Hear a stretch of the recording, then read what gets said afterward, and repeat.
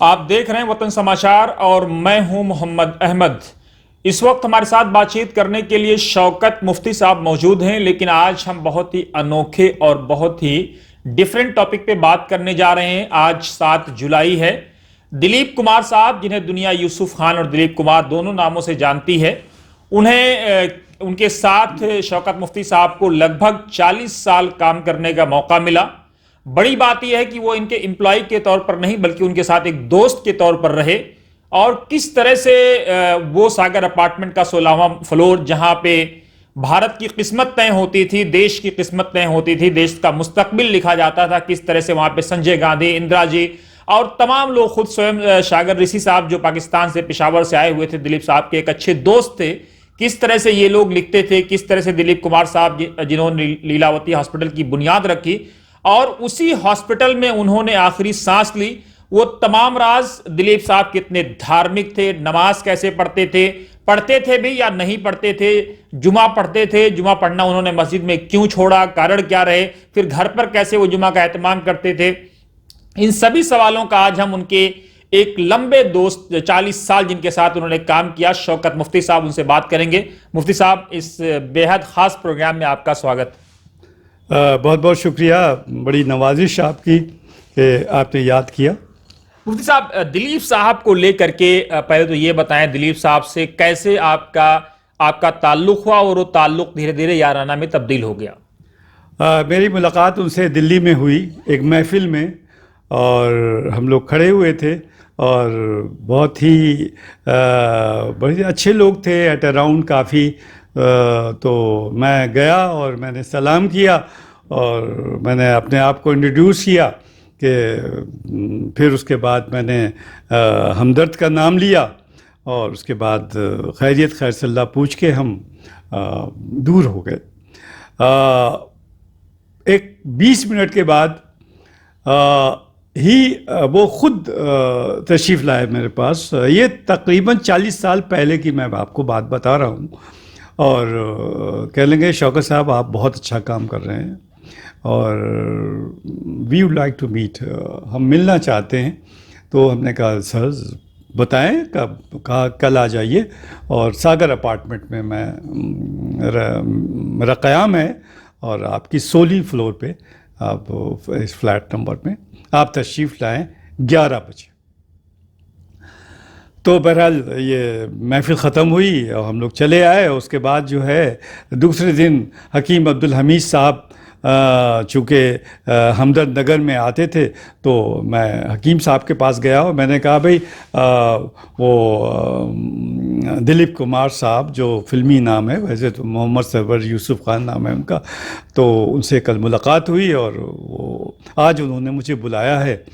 तो उन्होंने 1964 का एक मुझे वाक़या बताया कि जब दिलीप कुमार साहब आसिफ अली रोड हमदर्द बिल्डिंग में जनरल शाह नवाज़ के साथ तशरीफ़ लाए थे हकीम अब्दुल हमीद साहब को दिखाने।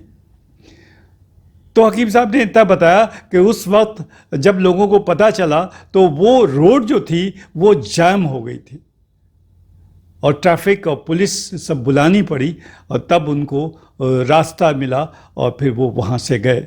उनकी मकबूलियत का ये आलम था।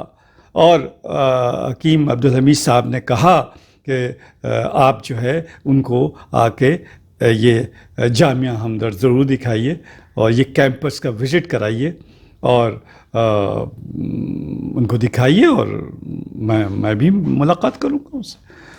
फिर उसके बाद क्या हुआ, कैसे हुआ, कुछ ज़रा बताएं डिटेल में हमारे दर्शकों को। फिर उसके बाद ये हुआ कि मैं सागर अपार्टमेंट पहुंच गया और वहाँ पर देखा कि दिलीप कुमार साहब एक सफ़ेद पोश इंसान बड़े खामोशी कुर्सी पे बैठे हुए हैं और इत्तेफाक से सुनील दत्त साहब भी बैठे हुए थे वहाँ पे। तो कहने लगे हाँ मैं आपका ही इंतज़ार कर रहा था, आप तशरीफ़ ले आए और चलिए इंशाल्लाह बैठ के बातें होती हैं। तो जब एक करीब 2 घंटा उन्होंने मुझे वक्त दिया और उसी वक्त मैंने दूसरे दिन उनको हमदर्द नगर आने की दावत दे दी, दोनों को दी। हकीम मतलब उनको दिलीप कुमार से, जहाँ ऑन द बिहाफ ऑफ हकीम साहब, तो मैंने सुनील दत्त साहब से भी कहा, दिलीप साहब से कहा और सागर सूरी साहब से भी, मैंने तीनों को दावत दी। तो चूँकि सुनील दत्त साहब की फ़्लाइट थी तो कहा हम नेक्स्ट आएंगे, तो वो और सागर सूरी साहब ये दोनों जो है वो हमदर्द नगर, हम उनको तकरीबन 11:15 पे हम इस इंस्टीट्यूट में आए और लोगों ने यहाँ उनका वेलकम किया और एक एक रिसर्च लेबॉर्ट्रीज देखी, एक एक मतलब ज़्यादातर किताबें उन्होंने यूनिवर्सिटी में देखी। तो वो एक पर्दे की जो इमेज है वो तो बिल्कुल डिफरेंट, वो ऐसा लग रहा था कि he is a very learned person. और जो सवाल प्रोफेसर से वो पूछ रहे थे, साइंस के सिलसिले में हो या सोशल साइंस के सिलसिले में हो या कोई भी टॉपिक हो, तो he was involve in it. और वो सारे प्रोफेसर से डिस्कस किया उन्होंने और कहा कि मैं एक किताबों की लिस्ट बनाए जा रहा हूँ शौकत मुफ्ती साहब, वो सागर अपार्टमेंट पे मेरे आप दे दीजिए, मैं उसका मुताला करूँ। तो तकरीबन 18 किताबों की उन्होंने मुझे लिस्ट दी और वो बहरहाल वो किताबें मैं सागर अपार्टमेंट मैंने पहुंचाई और वो ले गया, लेके हम चले गए। और उसके बाद जो है कहने लगे मुझसे कि भाई कैंपस दिखाना था, अब कैंपस दिखाना था और किसी को हमने बताया नहीं था कि दिलीप कुमार साहब जो हैं वो हमदर्द नगर में आएंगे।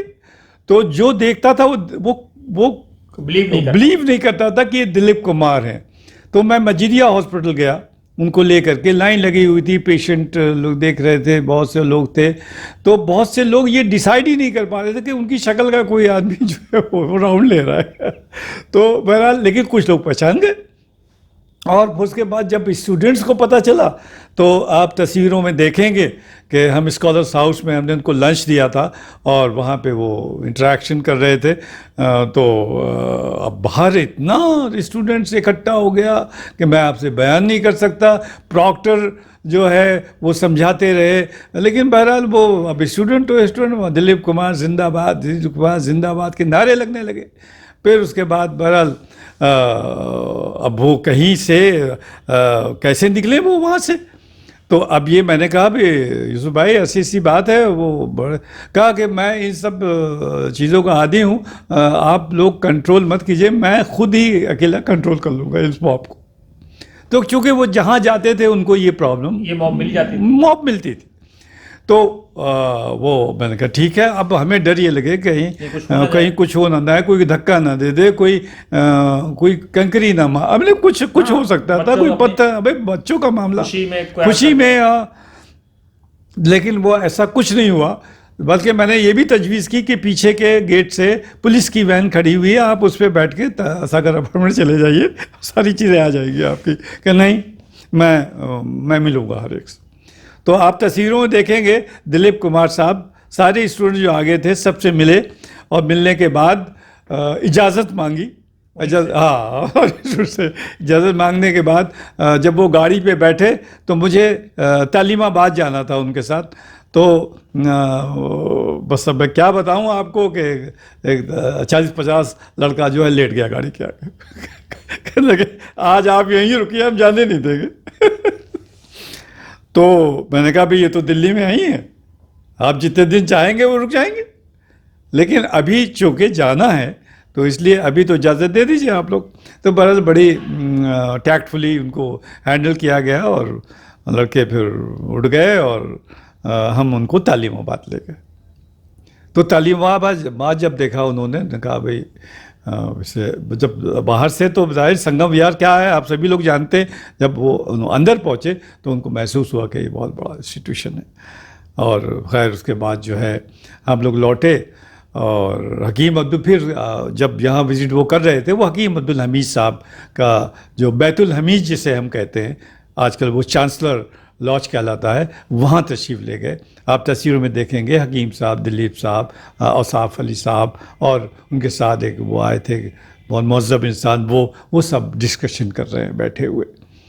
तो काफ़ी देर हकीम साहब के ज़ेर इलाज भी रहते थे। वो हकीम अब्दुल हमीद साहब दवाएं, पूरी फैमिली की दवाएं जो थी ये हमदर्द से उनके यहाँ जाती थी। तो ये एक सिलसिला था। तो अब ये एक तवील सिलसिला। तो उन्होंने कहा कि शौकत, मैंने ज़िंदगी में कुछ नहीं किया, हकीम अब्दुल हमीद साहब ने जो कर दिया मैंने तो कुछ भी नहीं किया। तो he was so impressed with Hakim Abdul Hamid sahab. Hakim Abdul Hamid साहब ने तो 25 ऑर्गेनाइजेशन बनाई। आप देखिए, आप शाह हाउस चले जाइए, आप निज़ामुद्दीन चले जाइए, आप लेकिन संगम शौकत साहब, ये तो उनके जामिया हमदर्द के विजिट का पार्ट रहा, किस तरह से बच्चे स्टूडेंट इमोशनल हो गए, किस तरह से उन्होंने अपनी चीजें की। लेकिन इस बीच में कोई ऐसी बातचीत रही हो जो बहुत ज्यादा मतलब एक फ्रैंक होकर के उन्होंने बहुत सारे बेतकल्लुफाना गुफ्तगू की हो, कोई ऐसी चीज जो आपके याद हो? बस ये कोई मतलब वो जब बात करते थे तो बहुत ही एक बड़ी, जैसे एक महज़्ज़ब आदमी बात करता है, और कोई ऐसी वैसी बात नहीं करते थे, टू द पॉइंट बात करते थे। और फिर उसके बाद उन्होंने ये ज़रूर कहा था कि हम हमदर्द के लिए कुछ करना चाहते, तो उन्होंने किया भी। Oh great. हाँ, किया भी। और बहरहाल हमने कहा नहीं था, लेकिन उनको फिर सुनील दत्त साहब बोले कि ऐसा है कि आपका जो मजीदिया हॉस्पिटल है उसमें हम जो है एक कैंसर का पूरे इंस्ट्रूमेंट्स हम दे देंगे, आप गरीबों का जो है फ्री कैंसर का इलाज कराएं इस मजीदिया हॉस्पिटल में। तो हमने कहा भाई बहुत अच्छा है। हमने हकीम अब्दुल हमीद साहब से बात की। मैंने कहा साहब, Majeedia hospital we medicare both the system of medicine, modern system as well as Unani system. तो मॉडर्न सिस्टम में कैंसर का एक यूनिट यहाँ पे फ्री में लग जाएगा, हम गरीबों की मदद करेंगे और गरीबों का इलाज होगा। तो बहरहाल ये सारी चीज़ें पाइपलाइन में रहीं और चलती रहीं। क्या हुआ कि वो MP हुए, फिर मिनिस्टर हुए सुनील दत्त साहब। अब सुनील दत्त साहब, वो चीज़ प्रोसेस में चल रही थी कि हम लोग कैंसर का यूनिट यहाँ बहुत जल्दी स्टार्ट करेंगे। क्या हुआ, वो लखनऊ गए, वो कानपुर गए, मिनिस्टर हो चुके थे वो, और वहाँ पे उनको लू लग गई और 3 दिन के अंदर सुनील दत्त साहब का मुंबई में इंतकाल। कुदरत का कुछ और मंजूर था। तो ये सारी चीज़ें जो हैं बहरहाल। लेकिन मुफ्ती साहब, आपके साथ जो दिलीप साहब के जो पल गुजरे, दिलीप साहब को लेकर के बहुत सारे लोग कन्फ्यूज़न भी फैलाते हैं कि वो नमाज नहीं पढ़ते थे, बहुत सारे लोग कहते हैं वो शराब पीते थे, मतलब उल्टी सीधी अनाप शनाप की बातें। लेकिन उन तथ्यों में कितनी सच्चाई है? दिलीप साहब किस स्वभाव के आदमी थे, कैसे थे, क्या उनका प्लस पॉइंट था, क्या उनका माइनस पॉइंट था? क्योंकि आप 40 साल का साथ बहुत लंबा साल होता है, एक जनरेशन का साथ होता है। जी, मैं बता दूं कि जो है, जो लोग नहीं जानते हैं, जाहिर है वो तो कयास लगाएंगे ही। वो इंडस्ट्री ऐसी है जहाँ पे ये सब चीज़ें कॉमन होती हैं। जहाँ तक नमाज की बात है, तो एक बार मगरिब का वक्त, रमज़ान चल रहे थे और हम लोग किसी फंक्शन में गए हुए थे। जब हम लौट के आए तो मगरिब की अज़ान हो गई थी। तो हमने और हकीम जमील साहब ने और दिलीप कुमार साहब ने एक बाकायदा हकीम जमील साहब ने नमाज़ पढ़ाई और हम लोगों ने नमाज़ पढ़ी। तो हम बाजमात हमने उनके साथ नमाज़ पढ़ी। और मैंने पूछा कि जुमे की नमाज आप मस्जिद में जाते हैं? तो कहने लगा कि मैं जाता था, लेकिन मेरे पीछे शोधे लग जाते। तो अब ये सारा लोग फॉलो करते थे उन्हें। फिर मैं घर पे पढ़ता हूँ। जहाँ तक फ़ारसी इतनी अच्छी उनकी थी, अरबिक इतनी अच्छी थी, पश्तो इतनी अच्छी थी, अंग्रेज़ी इतनी अच्छी थी, पंजाबी कितनी अच्छी थी, मतलब कितनी लैंग्वेजेस उन्हें आती थी। क्योंकि मुझे अंदाज़ा ये हुआ कि जब मैं पंजाब कॉन्वोकेशन में उनको ऑनर्स काज़ा डिग्री मिल रही थी, यूनिवर्सिटी, पंजाब की यूनिवर्सिटी थी, वो दे रही थी। तो जब मैं उनके साथ गया तो वहाँ के चांसलर से मैंने रिक्वेस्ट की, इनका असली नाम मत लीजिएगा, इनका मोहम्मद सरवर यूसुफ खान इनका नाम बताइएगा। तो बहुत समझाया मैंने कहा वो तो खैर वो जब ऑनर्स काज़ा डिग्री इनको दी जा रही थी तो किसी के जो कंपेयर कर रहे थे जो उसका अनाउंसमेंट कर रहे थे उनके मुंह से निकल गया दिलीप कुमार। जहां दिलीप कुमार नाम निकला वहां पे जो है जितना पिन ड्रॉप लोग बैठे हुए थे वो अफरा तफरी मच गई। तो ये सारा फिर उन्होंने कंट्रोल किया मॉब को और पंजाबी में पूरी स्पीच दे डाली, पंजाबी में दे डाली और इतनी अच्छी पंजाबी कि ये पंजाबी जो मैं हम जहाँ सुनते हैं दिल्ली में ये कुछ भी नहीं, प्योर पंजाबी। तब मैंने पूछा साहब आपको कितनी लैंग्वेजेस आती हैं, तब उन्होंने बताया ये इतनी लैंग्वेजेस आती हैं। अच्छा, एक बात और आप बता रहे थे कि किस तरह से वो सागर अपार्टमेंट जिसमें भारत का मुस्तकबिल तय होता था, दिलीप साहब वहाँ बैठते थे, संजय जी बैठते थे, तमाम लोग आते थे, कुछ जरा रोशनी डालें। एक पेंट हाउस है, आज भी आप जाए तो एक वो सागर अपार्टमेंट एक ऐसी बिल्डिंग है जो कि इंडिया गेट से भी ऊंची है और वहाँ पर संजय गांधी, इंदिरा गांधी और भी सारे लोग जो थे वो सब जो थे वो जाते थे। वहीं पर जो है कॉन्फिडेंशियल मीटिंग्स होती थी और हिंदुस्तान का मुस्तकबिल जो था वहीं से तय होता था। तो ये सागर अपार्टमेंट की एक हिस्ट्री है कि बहरहाल मिसेस इंदिरा गांधी हुई, संजय गांधी अच्छा, हुई। दिलीप साहब को जब निशाने इम्तियाज की बात आई तो उस वक्त उस पर क्या रहा? वो इत्तेफाक से दिल्ली में थे जब निशाना इम्तियाज़ का अनाउंसमेंट पाक गवर्नमेंट ने किया। तो हम लोगों ने पूछा सर आप जाएंगे? कहा बिल्कुल जाऊंगा, मैं तो पेशावर का हूँ और ये तो मेरे लिए और हिंदुस्तान के लिए सबके लिए बड़ी अच्छी बात है। तो वो गए और लेकिन जाने के बाद कुछ पॉलिटिकल मामलात ऐसे होते हैं कि उनके ऊपर बड़ी तनकीदें हुई कि यू रिटर्न दिस अवार्ड निशाना इम्तियाज टू द पाक गवर्नमेंट, पाकिस्तान गवर्नमेंट। जी। फिर वो उस वक्त जो प्राइम मिनिस्टर हुआ करते थे बहरहाल अटल बिहारी वाजपेयी थे, तो वो उनके पास गए। उन्होंने कहा कि आप बताइए मैं ये अवार्ड रखूं या ये अवार्ड मैं वापस कर दूं, और जब ये अवार्ड वापस होगा तो जितने अवार्ड्स प्लेयर्स को मिले हैं, जितने अवार्ड्स पाकिस्तान से लोग लेके आए हैं या लेके गए वो सब अवार्ड्स वापस होंगे। तो उस वक्त अटल बिहारी वाजपेयी ने कहा कि नहीं, ये अवार्ड हमारे लिए गर्व है, ये अवार्ड वापस नहीं होगा। ही टुक स्टैंड, प्राइम मिनिस्टर ने स्टैंड लिया।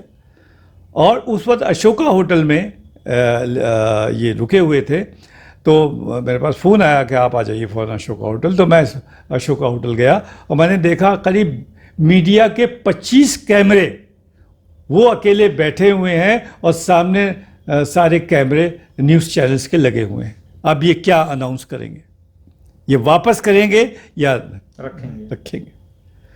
तो उस वक्त मैं पहुंचा, बहरहाल कैमरे मैं तो मैं करीब जाके मैंने कुछ उनसे 5 मिनट कॉन्फिडेंशियल बात की। वो पहला जब वो कैमरे का वो पड़ा तो मैं बातें करता हुआ मेरा भी इत्तेफाक से आ गया था। तो मैं उनको कह रहा था नहीं, जो आपसे प्राइम मिनिस्टर से बात हुई है यू स्टैंड फॉर इट। तो वही हुआ, उन्होंने स्टैंड लिया और बाद में सारी चीज़ें सॉल्व होंगी।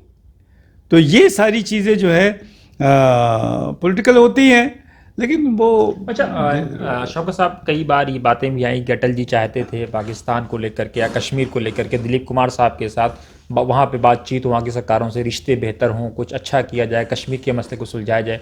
क्या इस तरह के मसलों पे भी कभी आप लोगों की कोई बातचीत हुई? नहीं, वो प्राइम मिनिस्टर से मिलने ज़रूर जाते थे।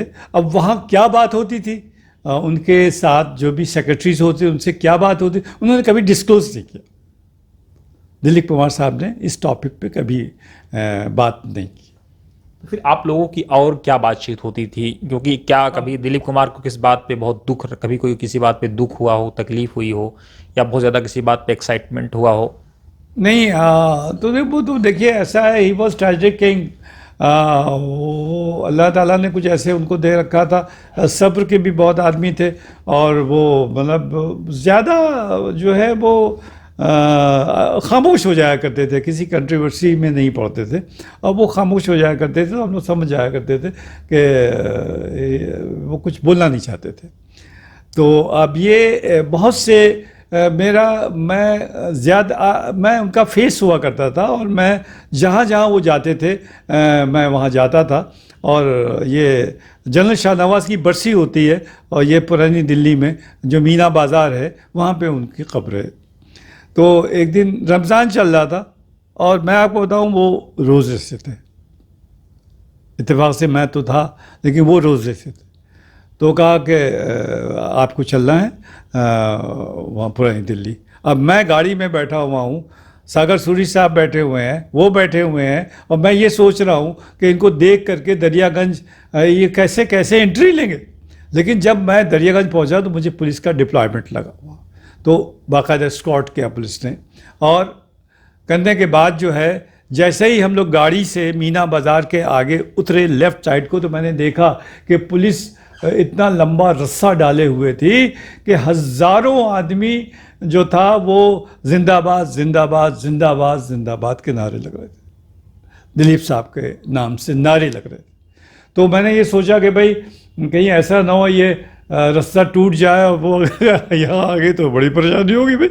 तो लेकिन वो ऐसा नहीं हुआ, कमांडोज ने हम लोग को कवर किया, और वी वेंट टू जनरल साहब की हम लोग कब्र पे गए। और वहाँ पर मैं चूँकि साथ साथ रहता था, मैं 20 कदम दूर हट गया तो एक मौलाना साहब, वो अपने जैसे ही उन्होंने हाथ उठाए तो एक मौलाना साहब साइड में आके आपने सामने वाले से कहते मेरा फ़ोटो ले लो। उनकी निगाह पड़ गई, और फिर वो बरहम हुए बहुत, कहने लगे मैं यहाँ पे इबादत करने आया हूँ, दुआ पढ़ने आया हूँ, फ़ोटो खिंचाने नहीं आया हूँ।